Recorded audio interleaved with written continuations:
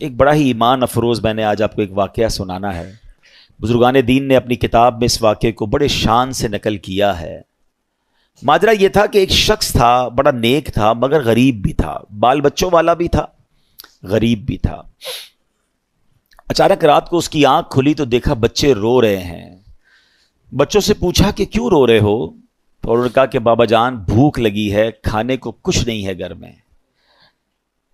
حدیث پاک پہلے سنا دیتا ہوں, پھر اس واقعے کو دوبارہ کنٹینیو کرتا ہوں. حدیث پاک کا مضمون ہے, میرے آقا علیہ الصلوۃ والسلام فرماتے ہیں, حدیث پاک کا خلاصہ ہے, جو کوئی شخص پریشانی میں ہو, مصیبتوں میں ہو, اسے چاہیے کہ مجھ پر کثرت سے درود پڑھے کہ درود پاک پریشانیوں اور مصیبتوں کو لے جاتا ہے. تو اب آپ ذرا غور کیجئے کہ درود پاک پریشانی اور مصیبتوں کو دور کرتا ہے. اب اس کے پاس پریشانی تھی, کھانے کو بھی کچھ نہیں تھا, تو اس نے کیا کیا, اپنے بچوں کو کہا دیکھو کھانے کو تو کچھ نہیں ہے, ایسا کرتے ہیں آؤ سب مل کر نبی پاک علیہ الصلوۃ والسلام پر درود پاک پڑھنا شروع کر دیتے ہیں. اپنی فیملی کے ساتھ, اپنے بچوں کے ساتھ اس نے درود پاک پڑھنا شروع کر دیا. درود پڑھتے پڑھتے پڑھتے اس کی آنکھ لگ گئی. آنکھ تو لگی, آنکھیں تو بند ہوئیں, مگر قسمت جاگ اٹھی. سرکار دو عالم صلی اللہ تعالی علیہ وسلم خواب میں تشریف لائے اور میرے آقا نے فرمایا کہ فلاں شخص کے پاس جاؤ اور اس سے کہو کہ جو اللہ نے تمہیں دیا ہے اس میں سے میری مدد کرو, تمہارے لیے جو دعا کی گئی تھی وہ قبول ہو گئی ہے. یہ شخص اٹھا اور اٹھنے کے بعد اس نے سوچا کہ جس کی طرف بھیجا جا رہا ہے وہ تو مسلمان نہیں ہے, وہ تو مجوسی ہے. مجوسی کہتے ہیں فائر ورشپر کو, آگ کی پوجا کرنے والے. کنفیوز کہ نبی پاک مجھے اچھا سلام بھی دیا تھا کہ پیارے آقا علیہ الصلوۃ والسلام نے فرمایا میرا سلام بھی دینا اسے.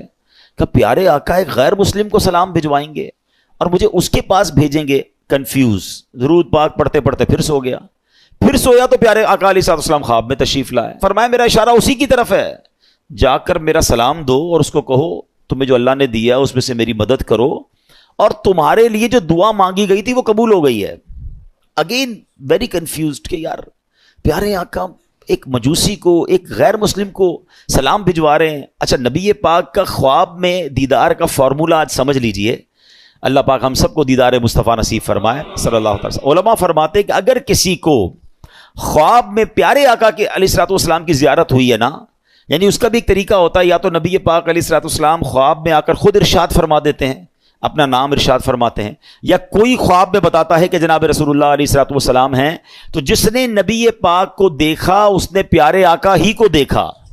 شیطان نبی پاک کی صورت میں نہیں آ سکتا. اب اس بندے کو یہ مسئلہ پتا تھا کہ یار خواب میں اگر پیارے آقا علیہ الصلوۃ والسلام کا دیدار ہوا ہے تو ہیں تو یہ جناب رسول اللہ علیہ الصلوۃ والسلام. اب یہ جناب ڈھونڈتا ڈھونڈتا اس مجوسی کے پاس, اس فائر ورشپر کے پاس پہنچ گیا.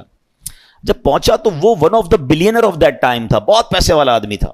اس کا بڑا سا محل تھا, بڑا سا گھر تھا, نوکر چاکر تھے, بزنس میٹنگ چل رہی تھی. اس نے جا کر کہا مجھے آپ سے خاص بات کرنی ہے. کیا کہیے؟ کہا اکیلے میں کرنی ہے. اکیلے میں بیٹھے, کہا ہمارے آقا ہمارے آخری نبی صلی اللہ تعالی علیہ وسلم نے آپ کو سلام کہا ہے. تو مجوسی کہتا ہے آپ کے نبی کون ہیں؟ اب ذرا سنیے گا. وہ کہتا ہے آپ کے نبی کون ہیں؟ کہا ان کا نام جناب محمد صلی اللہ تعالی علیہ وسلم ہے. تو کہا میں تو ان کو نہیں جانتا اور میں تو ان کو مانتا بھی نہیں ہوں.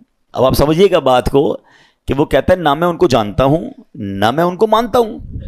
کہ نہیں, مجھے میرے نبی علیہ الصلوۃ والسلام نے آپ کے پاس بھیجا ہے, آپ ہی کے بارے میں اشارہ تھا, آپ کو سلام دینے کا بھی کہا ہے اور آپ کے لیے ایک بات یہ بھی فرمائی کہ آپ کے لیے جو دعا مانگی گئی تھی نا وہ قبول ہو گئی ہے. کہتا ہے اچھا تم اللہ کی قسم کھا کر کہہ سکتے ہو کہ تمہارے نبی نے بھیجا ہے؟ کہا میں رب کی قسم کھا کے کہتا ہوں, مجھے میرے نبی نے ہی آ کر کہا ہے. کہا اچھا. اب اس کا ہاتھ پکڑا اور اپنے گھر کے اندر لے گیا. چھت پر لے جانے کے بعد کہتا ہے اپنا ہاتھ دو. ہاتھ پکڑ کر کہتا ہے مجھے کلمہ پڑھا اور مسلمان کرو. اشہد ان لا الہ الا اللہ واشہد ان محمدا عبدہ ورسولہ. اس نے کلمہ پڑھا, مسلمان ہو گیا. مسلمان ہونے کے بعد اس نے اپنے بیٹے کو بلایا. بیٹے کو کہا بیٹا دیکھو میں مسلمان ہو گیا ہوں, اگر تم مسلمان ہوتے تو ٹھیک ہے ورنہ تمہارا میرا آج سے رشتہ ختم. بیٹا کہتا ہے بابا جان آپ مسلمان ہو گئے, میں بھی کلمہ پڑھتا ہوں. کلمہ پڑھ کے وہ بھی مسلمان ہو گیا. اب جتنے لوگ اس گھر میں بزنس کرنے آئے تھے, لیتی دیتی کرنے آئے تھے, پیسے وصول یا بزنس میٹنگ چل رہی تھی, سب کو اس نے پتہ کیا کہا. کہا دیکھو بھائیو میں مسلمان ہو گیا ہوں, تم میں سے بہت سارے وہ لوگ ہیں جن کے اوپر میرے پیسے نکلتے ہیں. آج جو مسلمان ہوگا سارے پیسے معاف, اور جو مسلمان نہیں ہوتا میرے پیسے دو, تمہارا میرا کاروبار ختم. بڑی تعداد میں لوگوں نے کلمہ پڑھا, وہ بھی مسلمان ہو گئے. اپنی بیٹی کو بلایا. بیٹی کو کہا بیٹی دیکھو میں بھی مسلمان ہو گیا ہوں, تمہارا بھائی بھی مسلمان ہو گیا ہے. اگر تمہیں بھی مسلمان ہونا ہے تو مسلمان ہو جاؤ. اچھا بدقسمتی کی بات یہ ہے کہ مجوسی جو ہوتے ہیں نا, ان کے اندر بھائی بہن کی شادی کی اجازت ہوتی ہے, وہ بھائی بہن شادی کرتے ہیں معاذ اللہ. تو تھوڑے دنوں پہلے ہی انہی بھائی بہن کی شادی کی تھی اس نے. تو بہن کہتی ہے کہ بابا جان جب سے شادی بھائی کے ساتھ ہوئی میرا دل مطمئن نہیں تھا, واقعی یہ بات درست نہیں ہے کہ بھائی سے شادی ہو. میں بھی کلمہ پڑھتی ہوں, کلمہ پڑھ کر وہ بھی مسلمان ہو گئے. اب وہ جو بندہ پیغام لے کر کے آتا کہتا ہے رکے تو صحیح, مجھے تو بتائیں بات کیا ہے. ابھی تھوڑی دیر تو پہلے آپ کہہ رہے تھے میں ہمارے نبی کو نہیں جانتا, تمہارے نبی کو نہیں جانتا, اب سارے کلمہ پڑھی جا رہے ہیں, مجھے تو بتائیں یہ راز کیا ہے. وہ کہتا ہے اب میں تمہیں بتاتا ہوں بات کیا ہے. کہتا ہے بات یہ ہے کہ کچھ دنوں پہلے ہی اپنی بیٹی اور بیٹے کی میں نے شادی کی, بہت بڑی دعوت کی, بہت بڑا کھانا کیا, پورے شہر کے لوگ آئے, بہت دھوم دھڑکا کیا ہم نے. جب رات تھک ہار کے میں اپنے کمرے میں سویا تو مجھے بالکل گھر کے برابر والے گھر سے رونے کی آواز آئی. میں نے کان لگائے تو بچیاں تھیں اور کہہ رہی تھی امی جان یہ ہمارے پڑوسی نے ہمارے ساتھ اچھا نہیں کیا. ماں کہتی کیا ہوا؟ کہا امی جان اتنے اچھے اچھے کھانے بنائے, ساری رات خوشبو آتی رہی, ہمیں کھانا نہیں بھجوایا, ہم بھوکی سو گئیں, حالانکہ ہم اللہ کے آخری نبی صلی اللہ علیہ وسلم کی اولاد میں سے ہیں. وہ سید فیملی تھی. یہ کہتے مجھے نہیں پتا تھا کہ مسلمانوں کے نبی کون ہیں اور ان کا کیا مرتبہ ہے. مجھے یہ پتا چلا کہ یہ ان کے نبی کی اولاد ہے, اور میں بے قرار ہو گیا کہ سارے شہر نے کھایا, میں پڑوسیوں کو بھول گیا. اس نے فوراً جناب اپنے خادمین کو کہا اچھے سے کپڑے تیار کرو, کپڑے تیار کیے, کھانا پیک کیا اور فوراً ان کے گھر پہ کھانا بھجوایا. تھوڑی دیر بعد کہتا ہے اب میں نے پھر کان لگائے تو ماں کہتی دیکھو بیٹا پڑوسی کتنا اچھا ہے, کھانا بھی بھجوایا, کپڑے بھی بھجوائے, اب بچوں کھانا کھا لو. کہ ماں ہم کھانا کیسے کھائیں, ہمارا پڑوسی تو مسلمان ہی نہیں ہے. تو ماں کہتی بیٹا اللہ کی طرف سے رزق آیا ہے کھا لو. کہتی نہیں ماں جب تک نہیں کھائیں گے جب تک پڑوسی کے لیے دعا نہ کریں. ان سیدزادیوں نے ہاتھ اٹھائے اور دعا کرنے لگی کہ یا اللہ ہمارے پڑوسی کو ایمان کی دولت عطا فرما دے, اور آج اس نے ہماری دستگیری کی ہے, ہماری مشکل آسان کی ہے, بروز قیامت ہمارے نانا جان کی سے شفاعت نصیب فرما.